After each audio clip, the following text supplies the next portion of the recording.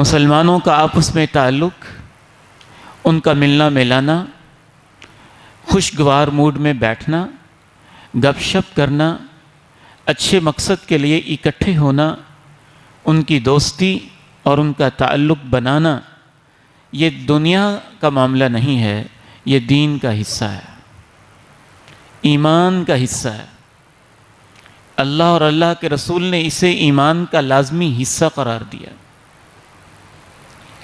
وَالْمُؤْمِنُونَ وَالْمُؤْمِنَاتُ بَعْضُهُمْ أَوْلِيَاءُ بَعْضٍ۔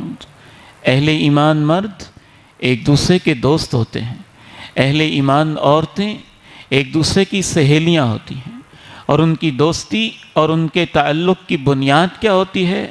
یأمرون بالمعروف وینہون عن المنکر، کہ وہ نیکی پہ اکٹھے ہوتے ہیں، ایک دوسرے کو نیکی کی بات کہتے ہیں اور برائی سے روکتے ہیں۔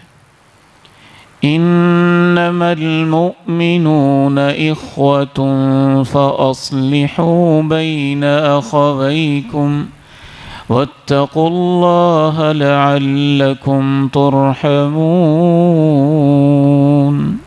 اہل ایمان تو آپس میں بھائیوں کی طرح ہوتے ہیں، محبت کرنے والے ہوتے ہیں، ایسے ہوتے ہیں جیسے ماں باپ کے پیٹ سے پیدا ہونے والے بھائی آپس میں ہوتے ہیں۔ ایمان والوں کا یہ رشتہ ہوتا ہے۔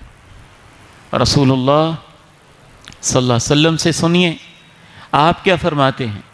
آپ ارشاد فرماتے ہیں واللہ لن تدخلوا الجنہ حتی تؤمنوا، مجھے اللہ کی قسم ہے تم جنت میں جا ہی نہیں سکتے جب تک تمہارے اندر ایمان نہ ہو۔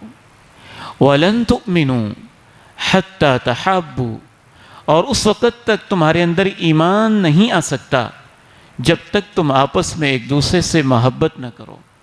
پھر آپ نے ارشاد فرمایا اولا ادلکم علی شیء اذا فعلتموہ تحاببتم، کیا میں تمہیں ایک ایسی چیز کے بارے میں بتاؤں نا کہ جب تم اسے کرو گے تو تمہاری محبتیں بڑھنے لگ جائیں گی۔ افشوا السلام بینکم، آپس میں ایک دوسرے کو کثرت سے سلام کہتے رہا کرو، آتے ہوئے السلام علیکم، دل سے اللہ تمہیں سلامت رکھے، جاتے ہوئے السلام علیکم، اللہ تمہیں سلامت رکھے، بازار میں گزرتے ہوئے السلام علیکم، اللہ تمہیں سلامت رکھے، ملاقات کے وقت السلام علیکم، اللہ تمہیں سلامت رکھے۔ تو سب سے پہلی چیز ہمیں یہ سمجھنے کی ضرورت ہے کہ اہل ایمان کا آپس میں تعلق یہ ہمارے دین کا حصہ ہے، ایمان کا حصہ ہے۔